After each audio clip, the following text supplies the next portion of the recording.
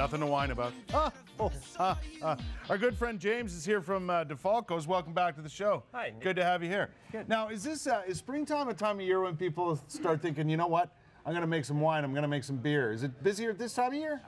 It's picking up, yeah. Yeah. Everything's pretty busy up to Christmas. We have a short slowdown, and then everyone starts thinking summer. Some people are into it all year round. That's correct. Right.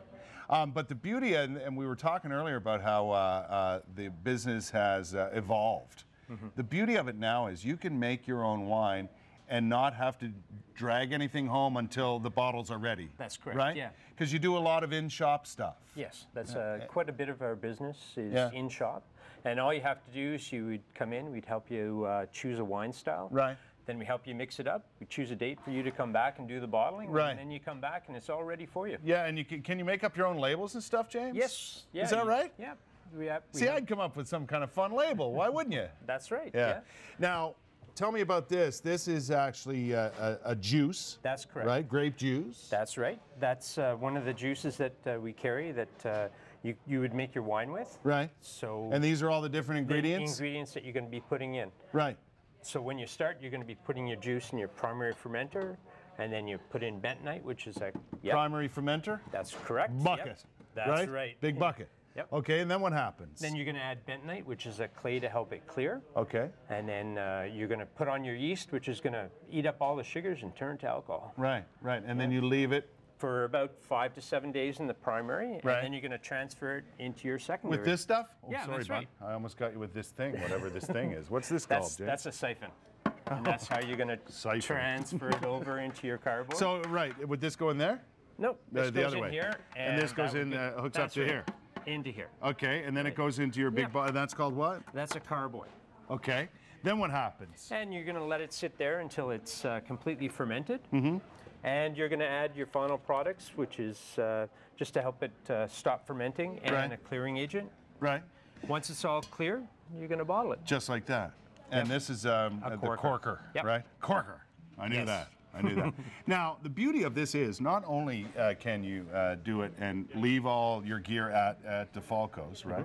Mm-hmm. And they're right around you're in Orleans, but there's one right around the corner from me, and people are in there all the time doing this. You can choose the quality of wine you want. That's correct, right? yes. So, and you were telling me the price range in the end, final product, leaving it in the store to ferment and all that, is between $2 and $5 per bottle? Approximately, yeah. No kidding. Yep.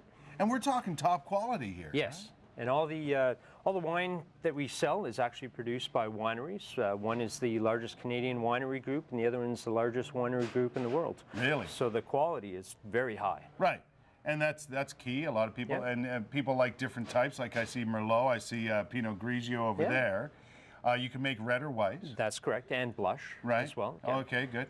And you can make the different kinds. Like if I want a Cabernet, I can make a Cabernet. Yeah, we have about 200 different styles of wine that you can choose from. Yeah. And we can also make coolers too, like for the summertime. Yeah. So those who like coolers? Yeah, that's right. You also have all the gear to make beer, but you can't make the beer in-house. That's correct. Right? Yes. You take that stuff home. That's right. How popular is making beer versus wine now? It's becoming really popular. Is it? As people enjoy craft beers more in Ontario, they're thinking, well, I can make a craft beer at home. You can. Yeah, and you're right. Craft beer is the coolest right now. That's right. Yes. Yeah, there's no question about it. And what about the quality and types of wine? Is there any Canadian sort of input into all this, or? Well, the companies are in Canada. What the companies are actually doing is bringing in juice to supplement their incomes, but they're making a really good product for you to be making at home. Yeah. Yep. And you guys see it all the time with all the people making their wines and stuff. Oh, yes. Do you ever get a chance to sample it and tell them, good or bad sort of thing? Every once in a while, people will come in and they'll think that they're going to be making a style of wine. And what happens is it's not quite what they thought it was going to be, so we try and push them towards the style that they like. Yeah.